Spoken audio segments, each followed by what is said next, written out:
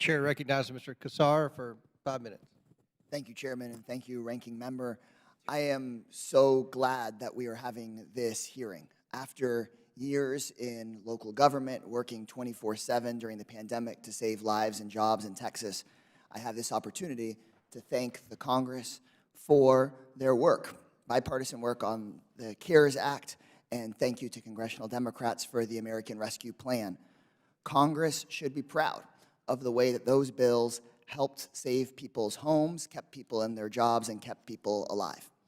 I want to be clear, no one in the country is more strongly against fraud than my working class constituents who needed those COVID dollars to make sure their small businesses kept running, to make sure they got PPE at work, to make sure they got vaccines, to make sure their house wasn't foreclosed on. Any dollar taken from those programs by fraudsters is a dollar taken away from people who needed support. And similarly, we must be against fraudulent mischaracterizations of COVID relief programs that ultimately aim to reduce aid to people in need through these programs and other programs. We can talk all day in D.C. about COVID programs theoretically, but as a former city leader who put these programs in place, I can tell you that thanks to the work of the Congress and President Biden, local leaders in my community, 1, saved people's homes, 2, saved local economies, and 3, saved lives. So before I ask my question, I just want to share some facts that you may not have heard from Texas. 1, we kept people from losing their homes through protections against evictions and foreclosures, plus federal housing relief dollars. The city of Austin reduced evictions in 2021 by 75%, keeping thousands of people in their homes. Conservative estimates are that COVID housing programs kept over 1 million Americans from losing their homes. 2, we saved local economies.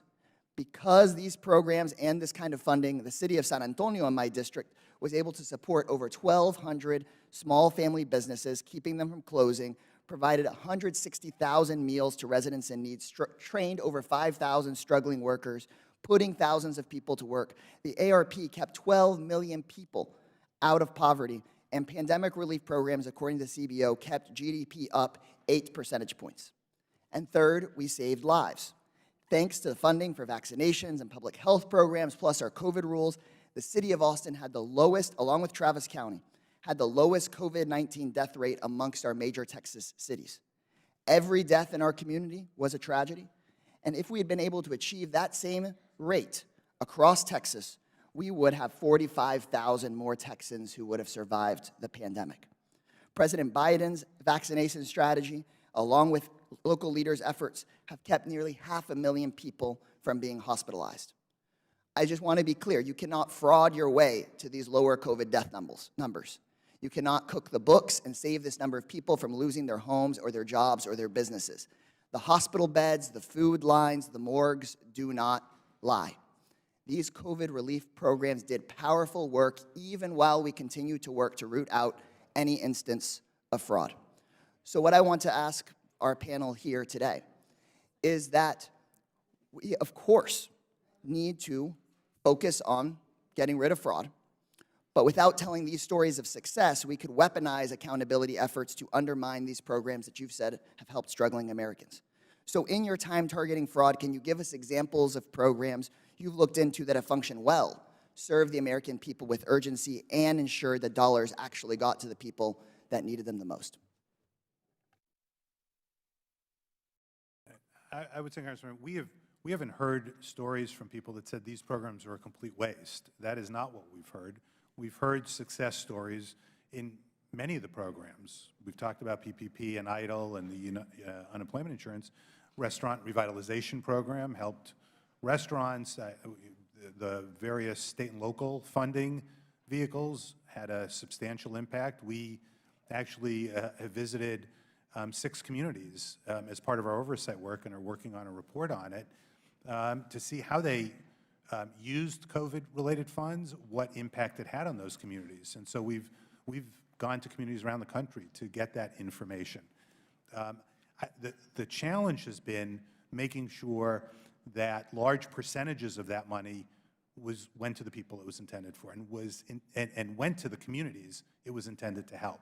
So I wouldn't come here and say, oh, we heard testimony these programs were bad. What we heard was these programs were helpful, and how do you fix the fraud to make sure the money goes to the right place? Thank you for that. Yeah, of course, helping folks out in a mile-long food line, those folks aren't there committing fraud, but what we're trying to do here is make sure that we recover dollars that weren't getting to those folks. Yeah, no, I agree with what Michael has said, but I'd also add, Operation Warp Speed, I thought was a very effective program. We were able, working with the private sector and government, to develop the vaccines in a record time. Normally it would take 10 to 15 years to develop a vaccine, but Operation Warp Speed worked, I think, extraordinarily well. The programs that provided funding to help support healthcare workers, providers was very effective as well.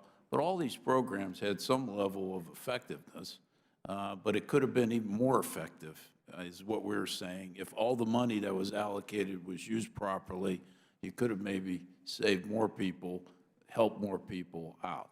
And that's our goal. Thank you. I think it's our goal as well. I yield back. Gentlemen, time's expired. The chair